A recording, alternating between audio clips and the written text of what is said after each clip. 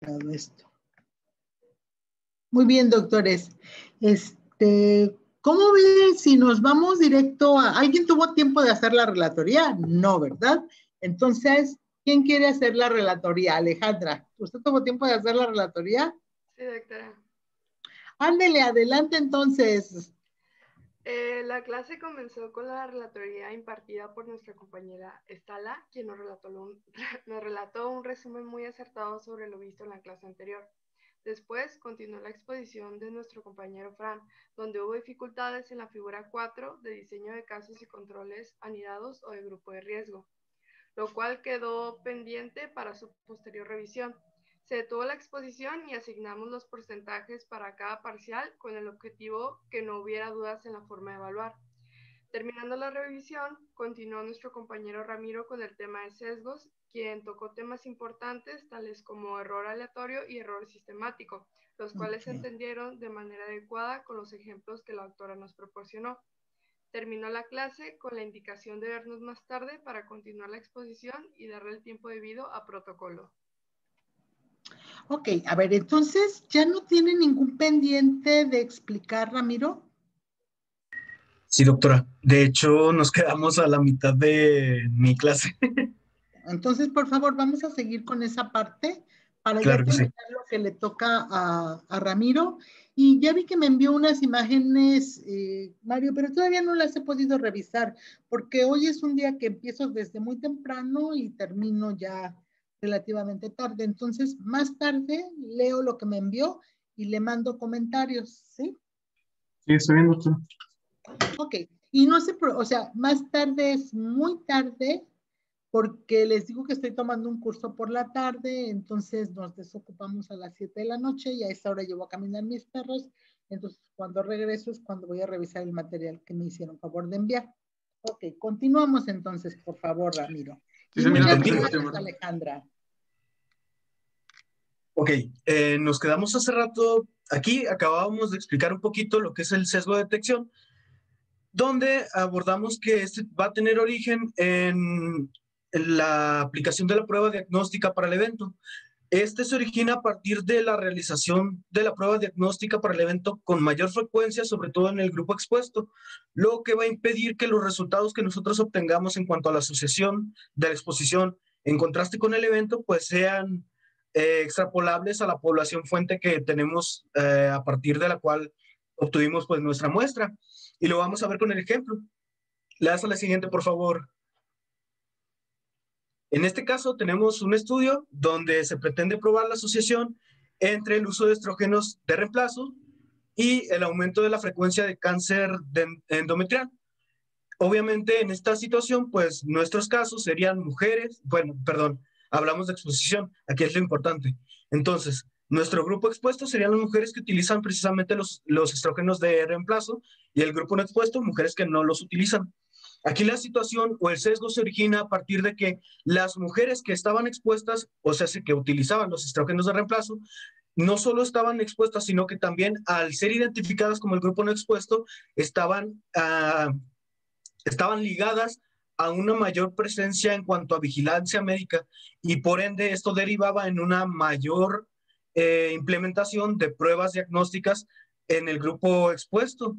Esto ligado a que pues recordemos que se pretende probar la asociación en el estudio entre la exposición y el evento. Entonces, pues técnicamente, si la mujer está expuesta, pues debería de presentar el evento. Por eso es que se realiza con mayor frecuencia la aplicación de las pruebas diagnósticas y como resultado vamos a ver una asociación sobreestimada, perdón, entre la exposición y el evento. Caso contrario, en el grupo de los controles, pues al no presentar la exposición, pues se realizan menos pruebas diagnósticas y por ende se identifican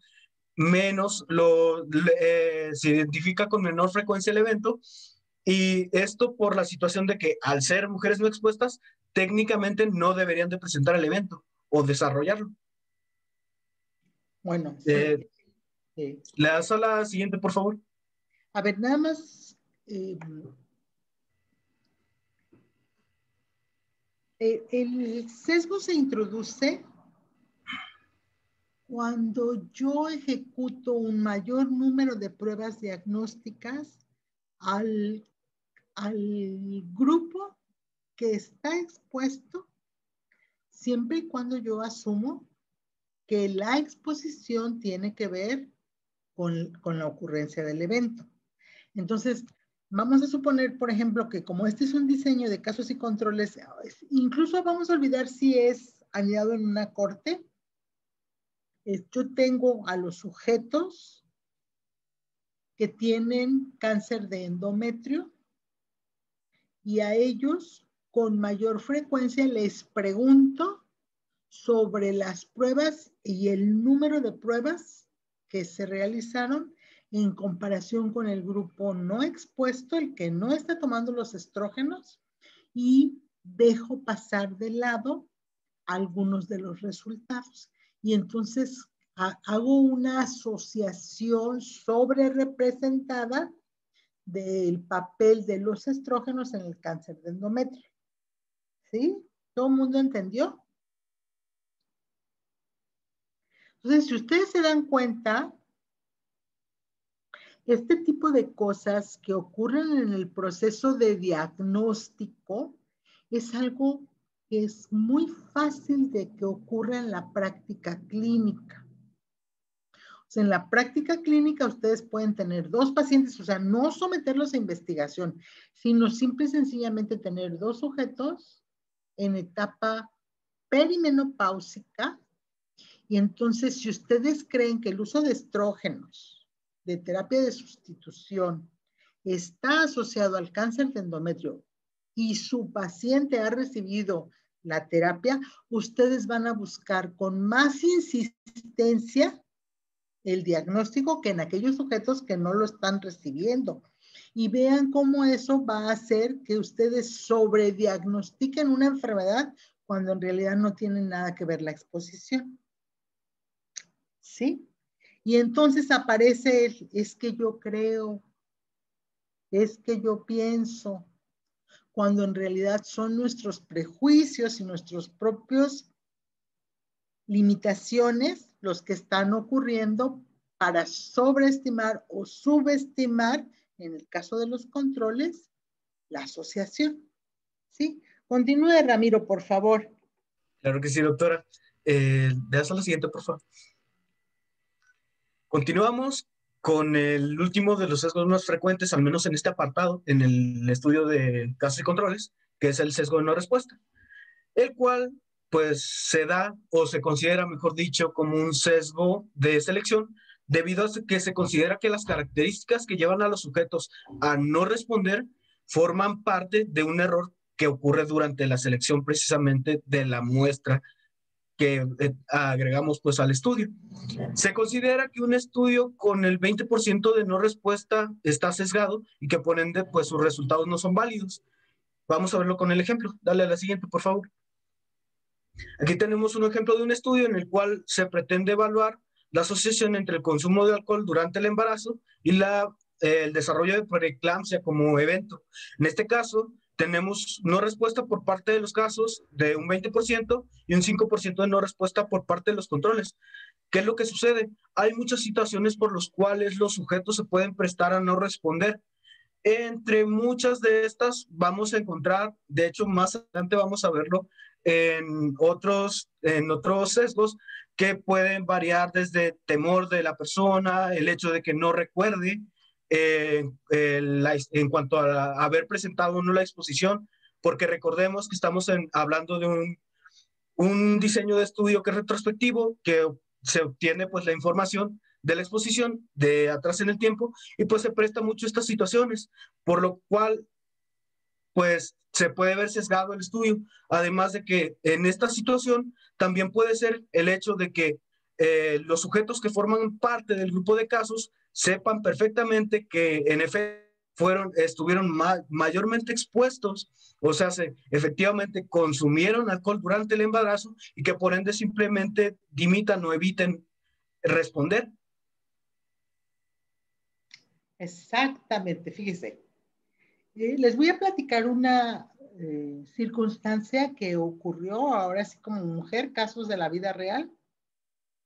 Una de sus compañeras estaba haciendo una tesis en relación con la frecuencia de consumo de drogas, alcohol y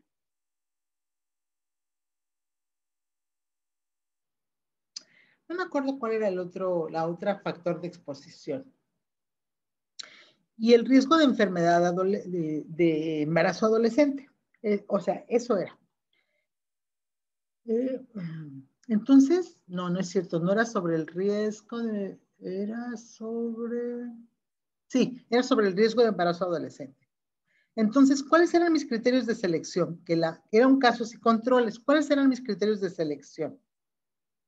¿Cómo los selecciono? ¿Qué criterios debe tener la población que voy a incluir en mi muestra?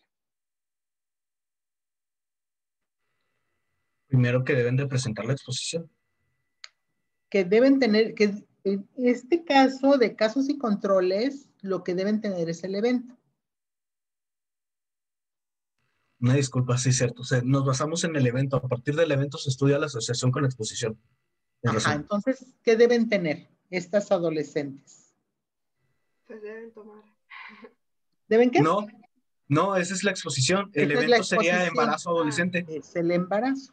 Entonces, yo debo seleccionar a puras mujeres embarazadas adolescentes, ¿sí? Y de ahí voy a preguntar la exposición.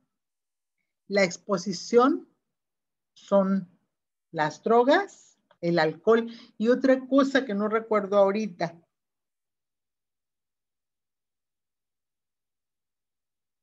Este pueblo mexicano, antes que ser mexicano, ¿qué es?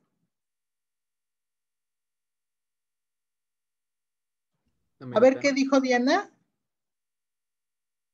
¿Qué dijo Francisco? Pues yo dije humano, pero pues también son latinos. Sí, no me refiero. Miren, ¿qué caracteriza al pueblo mexicano? Que es fiestero. No, sí es fiestero, efectivamente es fiestero, pero La gastronomía. En la gastronomía, fíjense que a nosotros hay algo que nos identifica y nos diferencia de todo el resto de los latinos. El exceso de picante. A ver, entonces el chile, exactamente. Chile, ¿qué otra cosa forma parte de nuestra alimentación? Tortillas, huevo, frijoles. Maíz, chile, maíz y frijol son las cosas que identifican al pueblo mexicano, ¿sí? Eso es en cuanto a la comida. Y en cuanto a la religión. Católicos, la mayoría. Católicos a morir. Católicos. Sí, pero no somos católicos generales, o sea, no somos católicos pues me aferro a Cristo. ¿A quién me aferro? A la Virgen María. Ni siquiera a la Virgen María. Sí es a una Virgen, pero no es a María. La Virgen de Guadalupe. Ándele, es que este pueblo mexicano, antes que ser mexicano, es guadalupano, ¿cierto? Y este pueblo mexicano, hablamos con me vale madres, ni madres, en la madre, con la madre y todo, pero ¿quién es la figura más respetada? La mamá. La madre, exactamente. O sea, de hecho, cualquier persona que sea madre prácticamente tiene en su profesiograma anularse a sí mismo, ¿cierto o no? O sea, en esta madre las películas de Sarita García, de Pedro Infante y bueno, algunas películas todavía medio modernonas, sí o no, la madre se tiene que incluso perder la vida por los hijos y hacer toda clase de sacrificios por los hijos. ¿Sí o no? Es más, ¿quién en su cabeza concibe a una madre que no sea capaz de dejar la vida por su hijo? Que déjame decirles que eso está equivocado, ¿eh? O sea, si lo tienen en la cabeza, quítense de la cabeza eso, porque su mamá no es un mártir, su mamá es su mamá nada más. ¿Mm? Ok, entonces con ese pensamiento, ahora déjenme preguntarles, ¿Consumir alcohol es normal o no? Sí. Dice Bueno, Ramiro. está normalizado ante la población en general, es lo que yo considero. Que esté bien o esté mal es otra Es cosa. común, ¿no? Es común, no es normal, es común. Se podría Eh, decir. Pero la pregunta es que dice, el estudio de casos y controles evalúa el alcoholismo. ¿Sí? O sea, nosotros tomamos el alcoholismo como cualquier consumo de alcohol, ¿sí? Cualquier consumo de alcohol. Pero estrictamente hablando, la población general lo que ve como alcoholismo es el consumo desmedido del alcohol. Cuando estrictamente hablando, consumimos alcohol, ¿qué es más normal? ¿Qué es más normalizado? ¿Que lo consuman los hombres o que lo consuman las mujeres? Los hombres. Los hombres. ¿En serio las niñas no tomamos? ¿Nos portamos bien y no tomamos? No, sí tomamos, pero es más común que los hombres tomen, o sea, que lo adquieran los hombres. Ok, pero ¿cómo ven ustedes como médicos, ¿sí? A una mujer que está consumiendo alcohol y está embarazada? Mal. Bueno, yo lo veo mal. Mal, o sea, es inapropiado.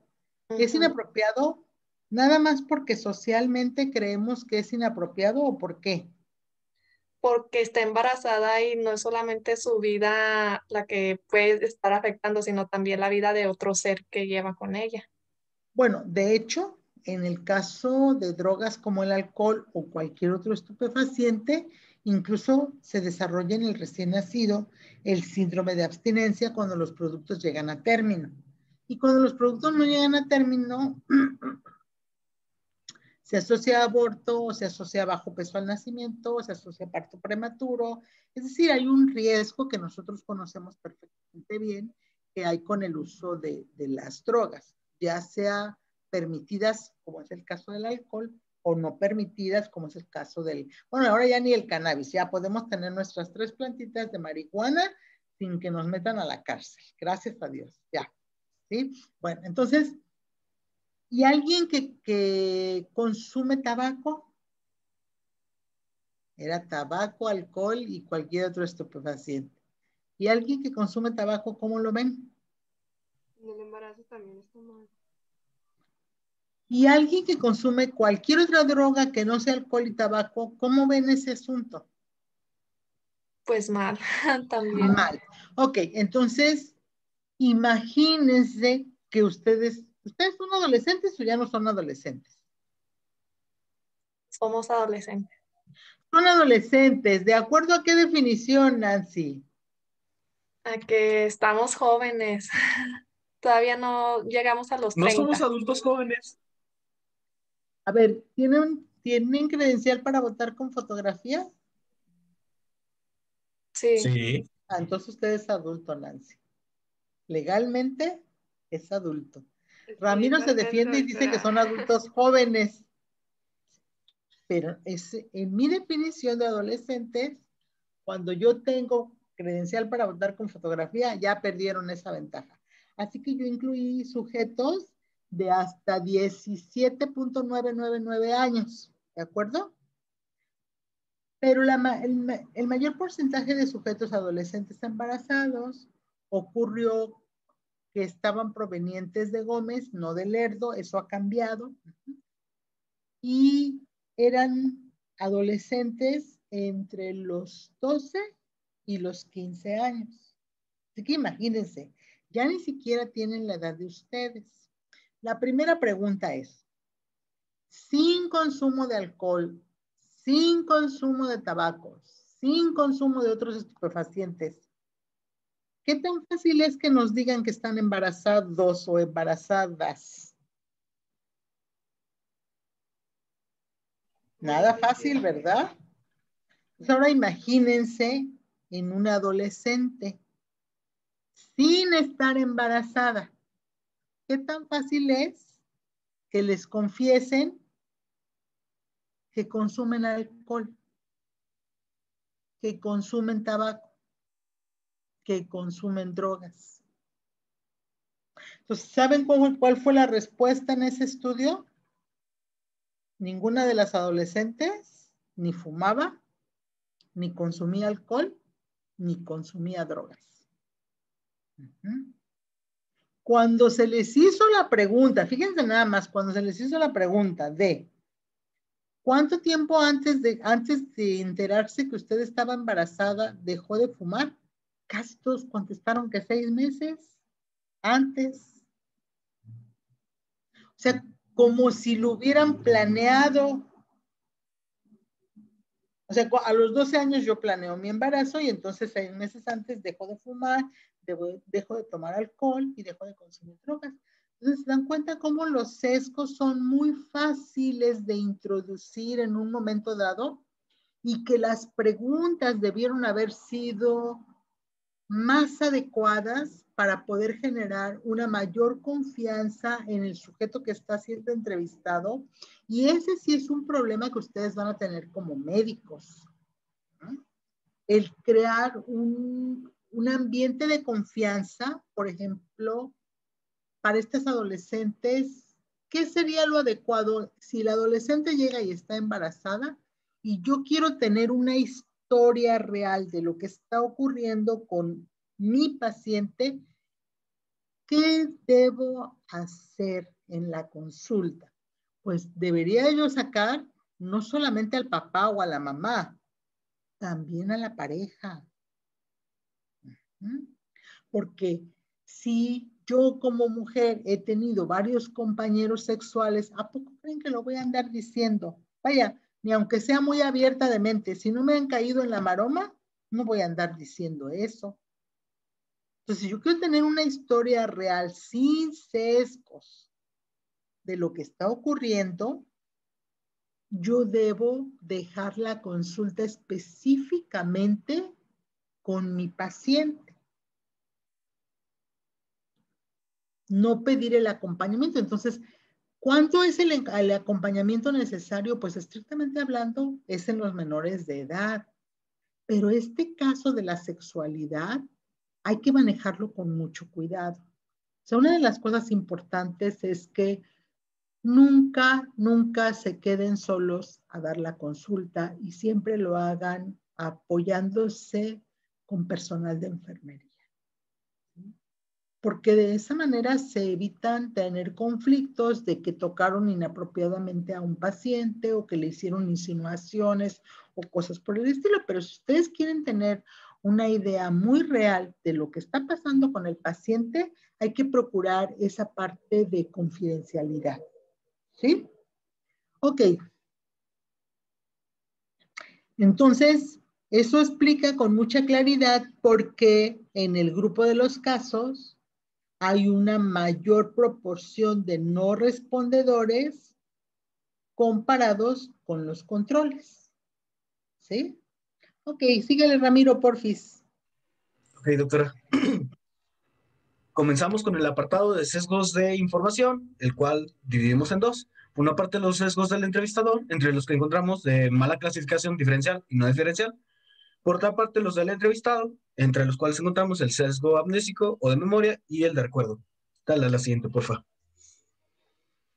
Comenzando con los sesgos del entrevistador, pues obviamente, como su nombre lo dice, van a ser provocados por la persona que se encuentra a cargo de la entrevista o el cuestionario, generando una influencia sobre la aplicación de este con respecto a las personas que se pretenden incluir en el estudio. Generalmente esta situación se da cuando los entrevistadores o el entrevistador conoce la hipótesis del estudio, lo que va a generar que éste pueda llegar a hacer un esfuerzo mayor por incluir a todas aquellas personas, ya sea como casos o como controles, que presenten en primera instancia pues, la exposición. Bueno, no, sería el evento, porque pues partimos del evento, recuerden. Dale a la siguiente, por favor. Comenzamos con el sesgo de mala clasificación diferencial. En este caso, es un sesgo originado por la medición de la exposición, que se da en esta situación de igual forma, tanto en el, no es cierto, este es el de diferente manera, se da de diferente manera en el grupo y en el grupo de controles. lo que va a generar que esta situación, en este caso, pues el entrevistador va a realizar el interrogatorio con una mayor intensidad con respecto a la exposición de... Sí, con respecto a la exposición en el Sí, con grupo de respecto a la exposición casos, en el grupo de casos, partiendo de la premisa que ya les había comentado, creo que anteriormente, de que, pues, como estas personas presentan el evento porque pertenecen al grupo de casos, por ello, pues, deberían también de haber sido expuestas. Caso contrario, con el grupo de controles, al no presentar el evento, pues, técnicamente no deberían de haber sido expuestas. Dale a la siguiente para ver el ejemplo, porfa. Otra vez tenemos la asociación entre el consumo de alcohol durante el embarazo y el evento que pues es preeclampsia. Bajo esta situación, pues el entrevistador, conociendo la hipótesis del estudio, probablemente haga mayor énfasis en la búsqueda de la exposición en el grupo de casos, o sea, haga mayor énfasis en buscar el consumo de alcohol durante el embarazo en el caso de las mujeres que presentan preeclampsia que en el grupo de controles, que es en el grupo de mujeres que no presentan preeclampsia. okay. Dale a la siguiente, por favor. Ahora tenemos el sesgo de mala clasificación no diferencial. Este es lo contrario al anterior, puesto que en este caso igualmente es un error en la medición de la exposición. Sin embargo, este se presenta de forma similar en el grupo de casos y en el grupo de controles. En este caso, pues el sesgo puede provocar ya sea una subestimación o una sobreestimación de la asociación. Esto dependiendo de si, por ejemplo, se introducen sujetos que realmente fueron expuestos al grupo de no expuestos o, por el contrario, se introducen sujetos que no fueron expuestos al grupo de expuestos. En este caso, un ejemplo que yo encontré, no lo quise agregar porque no estaba seguro, pero el que mejor encontré, que mejor me pareció, fue el de las personas que son fumadoras pasivas, puesto que es imposible medir la cantidad de humo que las personas pasivas aspiran en comparación a las personas que son fumadores como tal. Y por ende, pues se podía dar a la aparición de pues este sesgo. De hecho, el reconocimiento de una, es decir, las categorías de tabaquismo era fumador, exfumador y nunca fumado. Entonces, el reconocimiento de los sujetos que efectivamente nunca han fumado, pero tienen un tabaquismo pasivo, surgió de un estudio como estos, en donde nos empezamos a dar cuenta que estrictamente hablando dejábamos una categoría o no habíamos reconocido una categoría que son los que han estado expuestos todo el tiempo al humo del tabaco sin necesariamente haber fumado. Ok, muy bien, seguimos. Dale a la siguiente, por favor. En cuanto al entrevistado, que pues se dan a partir de la información que obtenemos precisamente del entrevistado, una vez abordando que pues perspectivo y pues se puede dar la ocasión en que el propio entrevistado, ya sea que exagere la historia de exposición, que niegue la exposición o que simplemente no la recuerde. Dale a la siguiente, por favor. Comenzamos con el sesgo amnésico o de memoria, el cual, como su nombre lo dice, pues los sujetos son propensos, mejor dicho, a no recordar directamente la exposición en cuanto a, pues sí, mejor dicho, la exposición que se está estudiando a partir del cuestionario que se les realiza, porque recordemos que nosotros vamos a analizar a partir de los eventos. Y bien puede ser que la exposición se haya presentado con mucha antelación y que por ende el sujeto sea incapaz de recordar la exposición de manera concreta, por lo cual puede darse la situación en que directamente modifique la respuesta con la finalidad de dar respuesta o que directamente pues dimita y no responda. Dale a la siguiente para ver el ejemplo, por favor. En este caso, vemos un ejemplo en el cual se pretende probar la asociación entre la exposición, que sería el factor de riesgo, pues el consumo de alcohol durante el embarazo, y el evento que sería malformaciones congénitas. Bajo esta situación, pues tenemos un grupo de casos conformado por madres con hijos que presentan malformaciones congénitas, perdón, y el grupo de controles de madres que tienen hijos que no presentan malformaciones congénitas. ¿Qué es lo que sucede en esta situación? Que lo más probable es que las madres que forman parte del grupo de casos, que son aquellas madres que tienen hijos con malformaciones congénitas, hagan un esfuerzo mayor por recordar la exposición. Esto pues directamente con la finalidad, yo lo supuse de esa manera, que era una finalidad en plan propia, como de tratar de hacer algo por esa situación o tratar de averiguar si fue efectivamente esa situación la que dio como resultado este padecimiento en su hijo. Y en el caso de las madres controles, pues lo más probable es que éstas no hagan algún esfuerzo por recordar la exposición, puesto que sus hijos no tienen malformaciones congénitas y directamente ya sea den una respuesta modificada o dimitan de contestar. Sí, es correcto. O sea, si yo necesito encontrar una asociación para el resultado que tengo, entonces es más probable que trate de buscar esa y otras anormalidades, otras exposiciones. En cambio, si yo no tengo ningún problema, lo más seguro es que no recuerde o no haga ningún esfuerzo por recordar a qué me expuse. Ok, continúe, por favor. Vamos a la siguiente, por favor.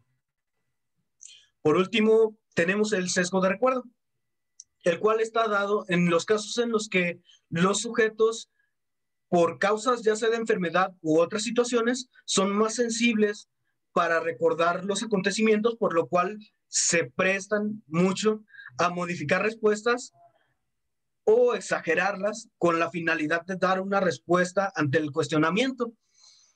En este caso también es posible, se agregan los sujetos que por causas de temor a ser criticados o señalados como culpables de la presencia del evento, pues eviten o modifiquen la respuesta con respecto a la presencia de la exposición. Y vamos a ver el ejemplo, por favor, la siguiente. En este caso tenemos un estudio en el que se pretende probar la asociación entre el evento que sería una malformación congénita, ahí tuve un error, una disculpa, y exposiciones maternas en el periodo perinatal. En este caso, específicamente vamos a hablar de la suspensión del tratamiento de ácido fólico que se tiende a indicar por parte de los médicos al principio del embarazo. Entonces, tenemos un grupo de casos que está conformado, una vez más, por madres de hijos que presentan malformaciones congénitas y un grupo de controles que está conformado por madres de hijos que no presentan malformaciones congénitas. Una vez dicho esto, en el caso sobre todo en el caso del grupo de los casos, valga la redundancia, se puede prestar la situación en que algunas de estas madres hayan efectivamente suspendido el tratamiento con ácido fólico que se indica al principio del embarazo, por lo cual pues sabemos que puede derivar esta situación en malformaciones congénitas. Sobre todo, recordemos que esta situación tiene un impacto en cuanto al desarrollo y la división celular, sobre todo, si mal no recuerdo, tiene que ver con el cierre del tubo neural. Entonces, a partir de esto, sabiendo las propias madres que conforman parte del grupo de casos que suspendieron este tratamiento con ácido fólico y que puede haber sido esta la causa por la cual sus hijos presentan la malformación congénita, por temor a ser señaladas como las culpables o ser criticadas por la presencia del evento en sus hijos, pues directamente modifiquen su respuesta o omitan responder. Sí, es correcto. Y pues hasta aquí llegamos con mi clase. Estos fueron los sesgos más frecuentes en el diseño de estudio de casos y controles. Espero que les haya quedado claro. Pues sí, entonces aquí ya lo único que quedaría para que demos por terminada la clase del día de hoy es que en el caso del diseño de casos y controles, no es posible estimar la incidencia ni la razón de incidencia de una manera directa, que lo más factible es usar la razón de momios U o R como un estimador muy cercano al RR que me permita medir la asociación que hay entre la exposición y un evento, ¿sí? O una enfermedad en este caso. Muy bien, doctores. Entonces, si no hay ninguna duda, nos vemos el viernes para, ojalá ya podamos terminar con este tema. ¿Sí? Sí, doctora, claro Gracias, que sí. doctora. Sí, doctora, Muchas Muchas gracias. gracias, gracias El doctora. por tomarse el viernes, tiempo. Sí, muchas No, gracias de por nada. tomarse el Gracias a tiempo. usted. el viernes, doctora. Hasta luego. Hasta el viernes.